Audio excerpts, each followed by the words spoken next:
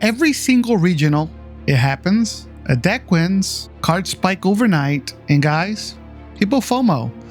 They pay the premium, and 2 weeks later, some of those same cards are 50% cheaper on TCG Player. It's actually a pretty textbook example of terminate hype driving the market.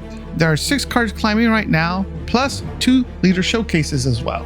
But I'm not just going to tell you what went up. I'm going to tell you which ones have legs and which ones are just pure FOMO traps. Because guys, some of these are just not going to stay that hype. And some of them, well, they might not be coming back down. So let's set the stage. The Sydney Regional Qualifier, Irelia wins the finals. The first time that Irelia takes the regional qualifier. But we have some interesting stuff. We did see Hook LeBlanc actually have an amazing run. And we also noticed that there were several different legends that made the top 8, which I think is quite a healthy meta. Some might argue that 7 of the 8 top legends were in the Chaos or the Purple domain, but that's a different conversation for a different video. But for the most part, I think that is a healthy meta when it comes across the multiple legends being used. Not concentrated in one deck such as Kaisa or Master Yi from set 1 and then Draven from set 2. That's actually pretty important, but let's go ahead and bring that back. Now, right now, what we definitely see is the market is definitely moving. Baited Hook actually doubled overnight. So let's go ahead and get into it.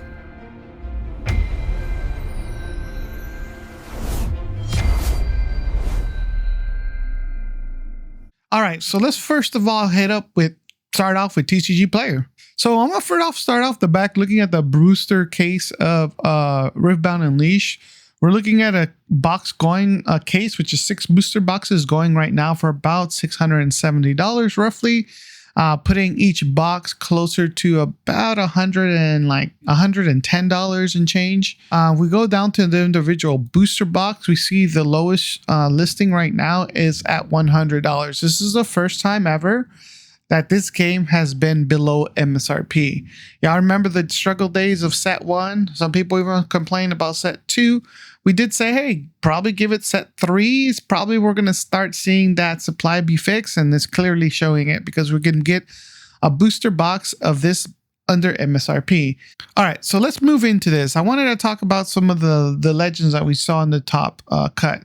Now, I just need to make a quick shout out to the Irelia because they did win, but we did notice that the actual legend itself, she didn't really go up in price. So that means that either the volume, there were several volume made on May 17th, but that didn't really affect the price because there were so many listings. So right now you can snag up, arguably, like you can say it's probably the best legend of this set so far for $90. I think that's an excellent buy. And if you don't have one, it's a good time to go buy one because that's a great price.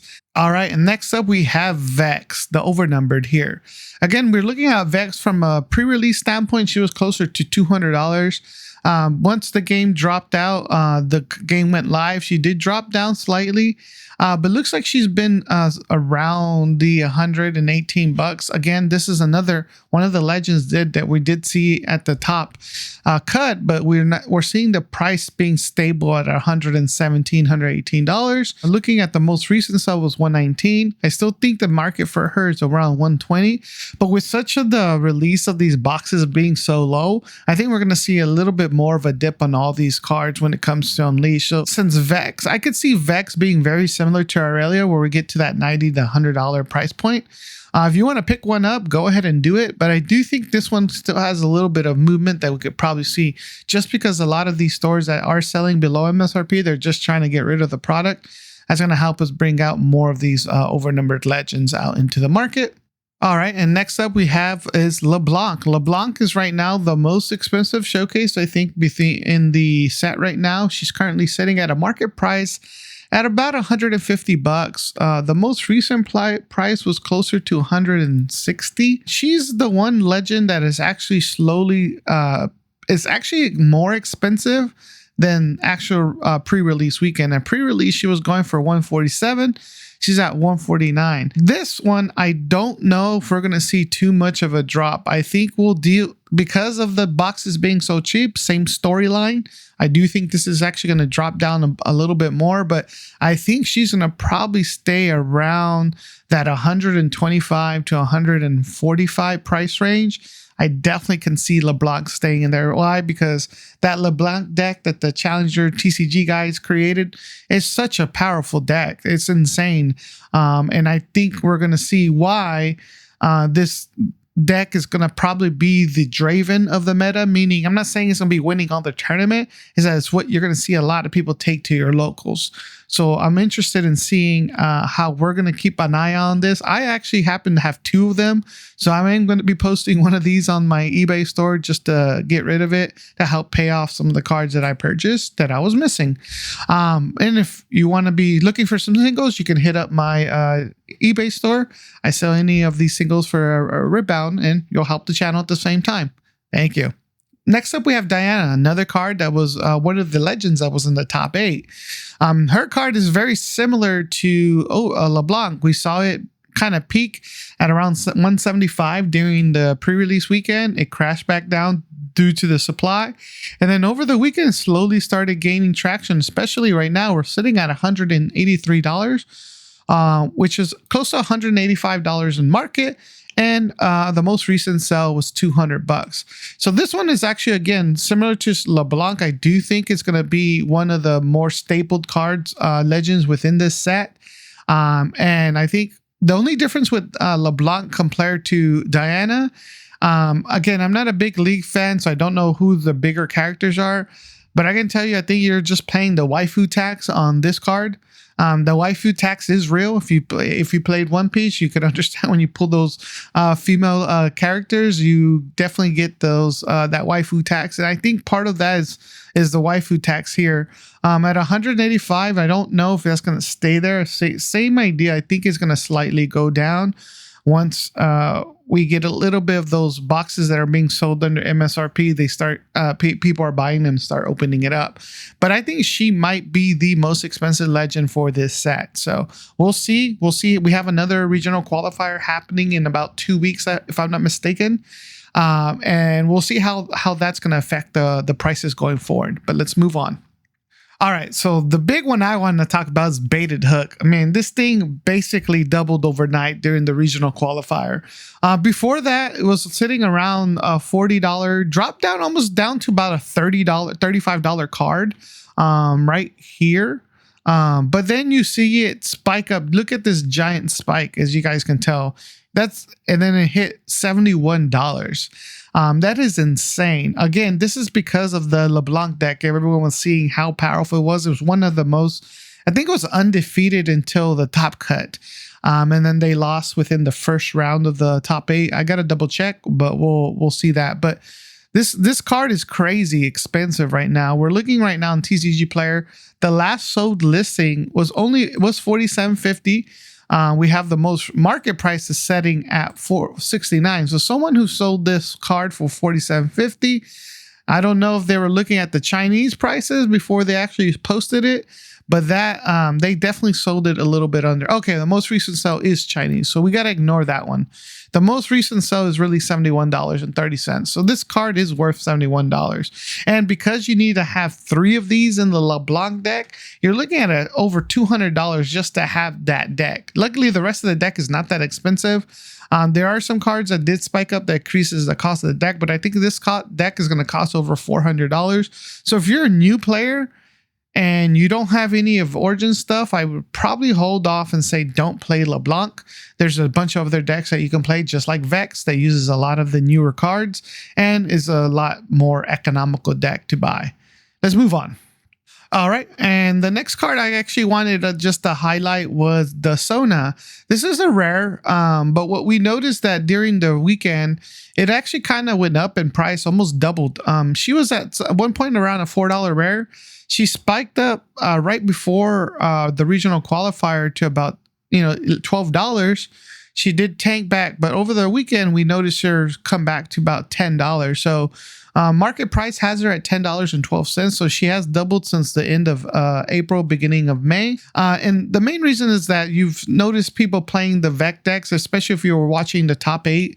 One of the players actually played the Sona very well into the matchup. So he'll take a battlefield, take care of the opponent's units, and then play Sona on the battlefield. And because she's on the battlefield when he readied up the runes, plus they also had the battlefield that when they conquered, they get 2 more runes. So you saw one turn they like readied up 6 runes, and it completely helped counter balance the opponent's deck so that they can attain both battlefields. So this one was a very interesting card. If you are running a Vex, you're probably going to be looking at him. Right now, unfortunately, they're going to cost you about $30 for a playset. You could have gotten them a little bit earlier for about 15. So you are going to definitely be paying a premium for that. But I did want to call out Sona because I thought that was a very interesting deck. That Vex deck actually looks very interesting to me. I'm actually thinking about building it and probably playing the first hold deck I ever play in this game, because in Riftbound, I think most decks I call them conquer decks, and those are the ways they're typically their win conditions. All right, next up we have is Diana. This is the alternate art card. Again, this card, we did see it kind of spike down to around $3 to $4, and then now it's currently sitting closer to about a $10 market price. Again, we did see such 2 Dianas in the top 8, and those players piloted the deck so well. So it's pretty natural that you're going to see the alternate arts kind of get scooped up. So typically that's what always happens. If you're going to be looking at any decks that do well, the regular card will also go up, but then the alternate art will go up as well. People like to bling out their decks and have alternate art, so they pick up the alternate art. It's pretty straightforward. I think this is just a byproduct of the event. I do think depending on how the event goes and how much people start opening those boxes that are going below MSRP, you'll probably see a little bit of an adjustment slightly going down, but that's going to be across the board, so I'll stop bringing that one up. Let's look on to the next card.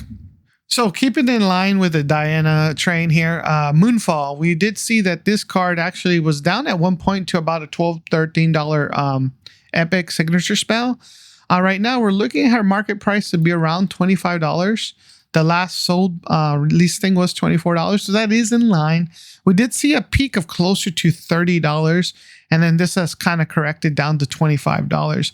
I actually thought this card might have potentially stay around that $30 range, but I do see a little bit pullback from the market. It looks like $25 might be that price point. I do think it'll probably drop just slightly.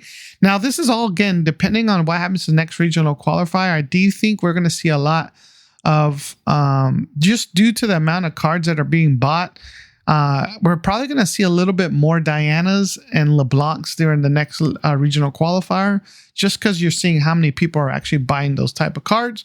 We don't know, but I'm going to be definitely covering that to see how that changes the market. All right, let's move on to Rift Herald. Rift Herald is on a similar boat. Again, it was very high during the pre-release, and it dropped down to about $3 to $4. I actually picked up 2 Rift Heralds that I was missing for, I think, $3.50 each. So I got both of them for $7. And now Rift Herald is sitting closer to a $12 card. Again, this is just the rise of LeBlanc, okay? And it's doing so well. And we're seeing this card literally quadrupled in price. So if you're going to be playing LeBlanc, I think this is a good time to pick up these Rift Heralds. I'd probably see it closer to around a $10 card. But I think right now, if you need to pick one up, go ahead and pick it up. I think that's going to be a good pickup here. Now, conversely, moving on to the alternate art here. Again, the alternate art was, people pre-release bought it for like $70. That's just a mistake. It dropped down to about a $7 at the low end, about a $7 to $8 alternate art, which is extremely crazy. So I generally have a rule of thumb: if you're collecting and you like to have your bling out deck, if you see alternate arts under $10 of epics, you probably should just scoop them up. And in general, any alternate art for any of them, if you're into collecting, I say you always pick up any card under $10 when it's an alternate art. Now, when it comes to epics, any epics that are generally under $5, I just auto scoop them up. anything that's $3, $4, $5, I'm just gonna buy and finish out my playset, because you never know how good that card is gonna be. And I'm gonna go back to Baited Hook. So at Baited Hook, when this game first came out, I mean, this thing wasn't worth that much. At one point, Baited Hook, I'm gonna go back 6 months. Baited Hook was a $19 epic. So if you didn't have, look how it climbed up to now what, $70. So if you picked up Baited Hooks for $20 when they were, and you picked up a playset, you did extremely well. So the same idea for some of these games, for some of these cards in this game. I typically see if epics are under $5 and I'm missing one or I'm missing two, I'm just going to go ahead and scoop them up and just finish, because you just never know if that card is eventually going to be very good in the meta, because the set is evolving. We're getting a lot more legends. Allow more different combinations to build. And then what was a good card is what was a bad card now becomes a good card. And what becomes a good card might become a mediocre card. So that's usually my general rule of thumb. So looking at this, we're seeing that, again, we're looking at to be around 25. There's one listed at $18.99, which is actually pretty interesting. Let's make sure it's not a Chinese card.